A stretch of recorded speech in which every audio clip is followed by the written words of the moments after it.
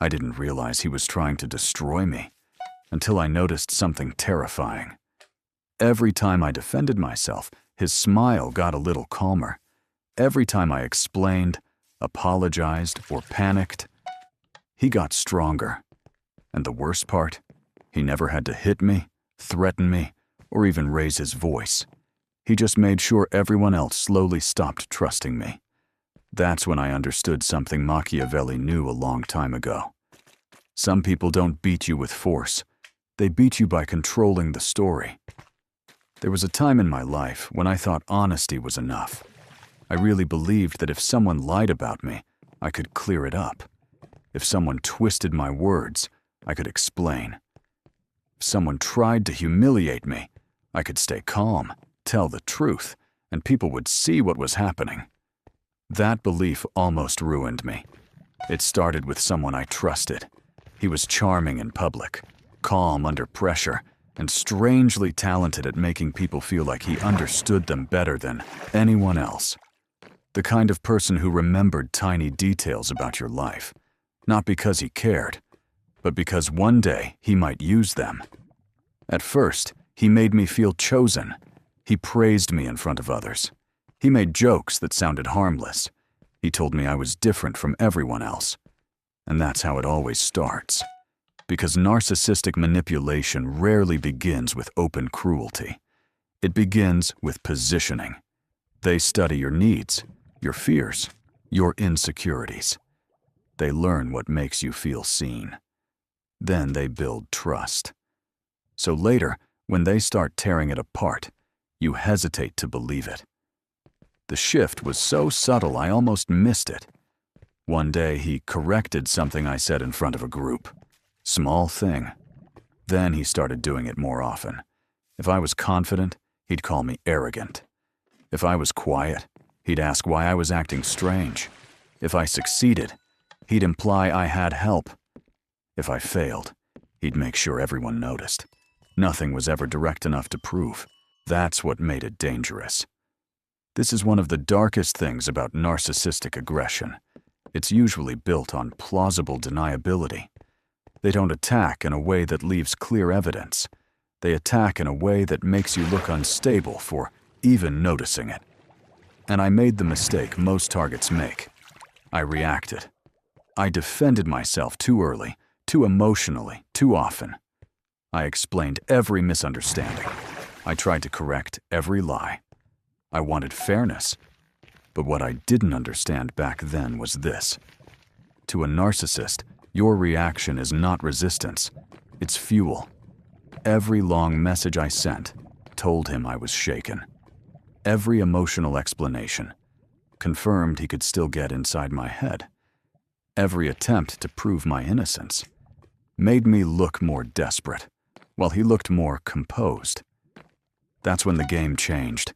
He didn't need to attack me directly anymore. He just had to nudge people. A comment here, a concerned look there, a fake story framed as worry. I'm not saying something's wrong with him. I just hope he's okay lately. He's been acting really intense. That kind of manipulation is powerful because it hides inside concern. It's not accusation, it's suggestion. And suggestion is dangerous because people think the idea was theirs. I remember the exact night it clicked. I was staring at my phone, reading a conversation for the 10th time, trying to decide whether I should send one more message to clear everything up, one more explanation, one more defense, one more attempt to make the truth win. Then I stopped and asked myself a question that changed everything. Why does every move I make seem to help him? That was the moment I understood the first rule. Rule 1. Stop feeding the theater. Machiavelli understood power better than most people ever will. And one of his coldest lessons is this.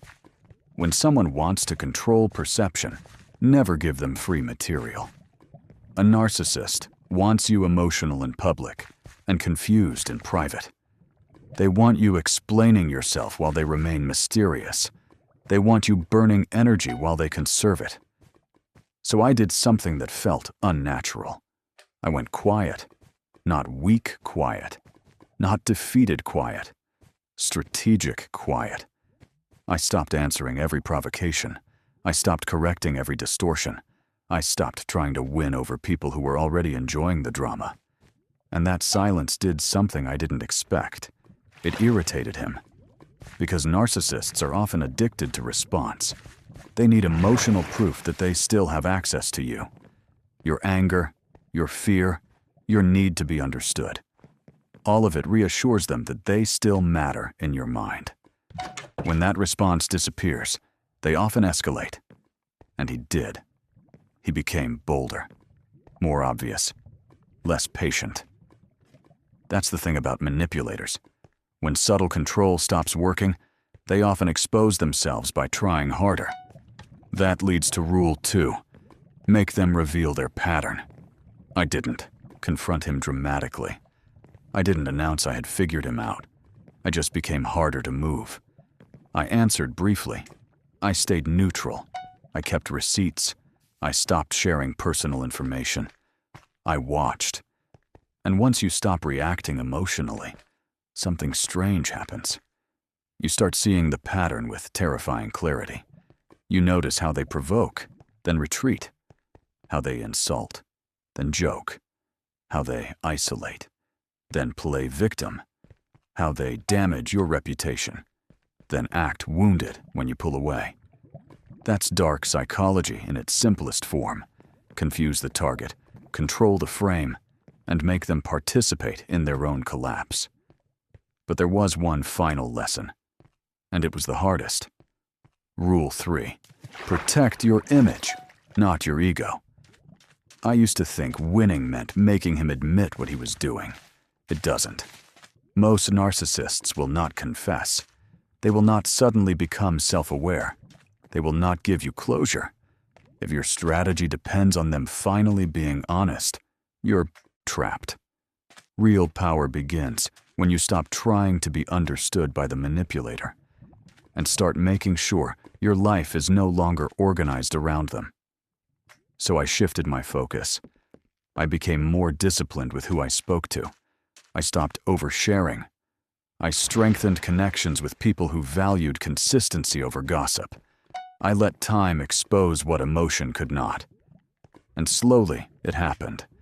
People began noticing the cracks on their own, the contradictions, the rehearsed innocence, the way every conflict somehow had the same center: him. That's another uncomfortable truth. Sometimes the fastest way to expose a narcissist is not to attack them. It's to step aside long enough for their own behavior to become impossible to hide.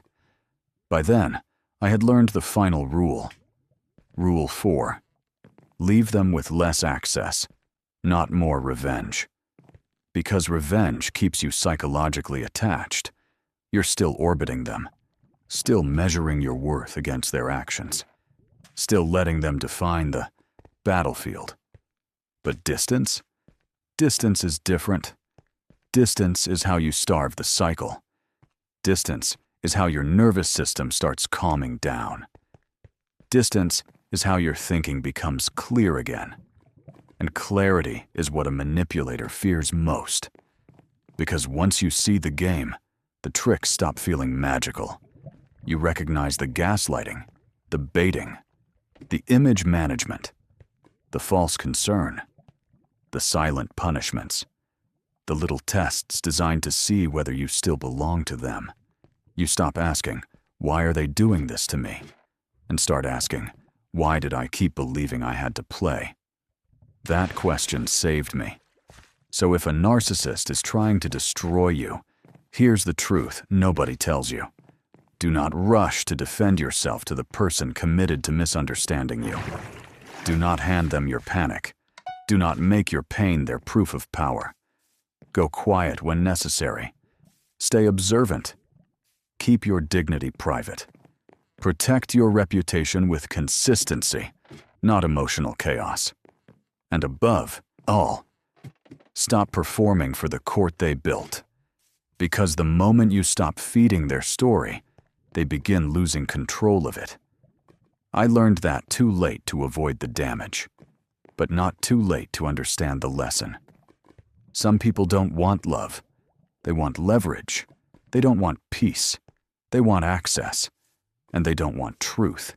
They want reaction. Never give them all three. If you've ever dealt with someone like this, comment, "I see the pattern now." And subscribe, because the most dangerous manipulation is the kind that feels normal while it's happening.